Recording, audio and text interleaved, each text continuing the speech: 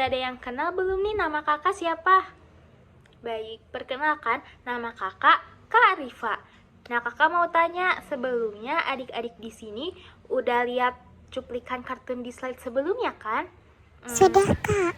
Kartun tersebut mengandung makna apa sih di dalamnya adik-adik? Ada yang tahu? Belum tahu, Kak. Nah, di kartun tersebut juga, di cuplikan kartun tadi kakak mau tanya nih, adik-adik di sini pernah kan memasukkan satu kantong teh celup ke dalam air panas? Seperti pada cuplikan kartun sebelumnya. Lama-kelamaan teh tersebut akan menyatu dan menyebar dengan air.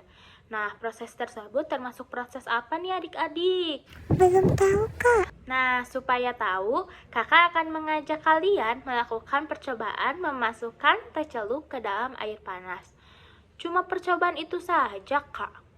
Eits, ini nggak cuma memasukkan teh celup seperti membuat es teh ya.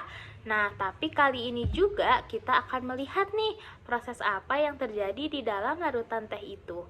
Penasaran kan? Yuk kita mulai percobaannya. Let's go! Sebelum kita memulai percobaannya, kakak kenalin dulu nih alat dan bahan yang akan kita gunakan untuk melakukan percobaan tersebut. Nah, alatnya itu terdiri dari gelas beker dan termometer, dan bahannya itu terdiri dari kantong teh celup dan air. Nah, sekarang kita udah tahu nih alat dan bahan apa saja yang akan digunakan. Langsung aja yuk mulai percobaannya. Yang pertama, kita masukkan kantong teh celup ke dalam air. Lalu amati perubahannya. Nah, dapat kita amati ya perubahannya yang terjadi. Wow, terlihat kan? Tanpa diaduk, partikel-partikel di dalam teh akan menyebar ke seluruh ruangan dan menyatu dengan air, sehingga air menjadi berubah warna. Nah, adik-adik, saat memasukkan satu buah kantong teh celup ke dalam air, dapat dilihat ya, teh yang dimasukkan ke dalam air panas lama-kelamaan akan menyebar karena partikel-partikel teh menyebar dan menyatu dengan air. Artinya, ada sesuatu dari teh yang berpindah dan menyebar secara merata, sehingga dapat menyatu dengan air. Dapat dilihat ya, awalnya bening, lalu air tersebut menjadi berwarna. Oke, bisa kita simpulkan ya, pada peristiwa tersebut terjadi penyebaran sesuatu secara merata atau sampai terbentuknya keseimbangan. Jadi, pada percobaan kita kali ini, terjadi perpindahan zat terlarut dari konsentrasi tinggi ke konsentrasi rendah.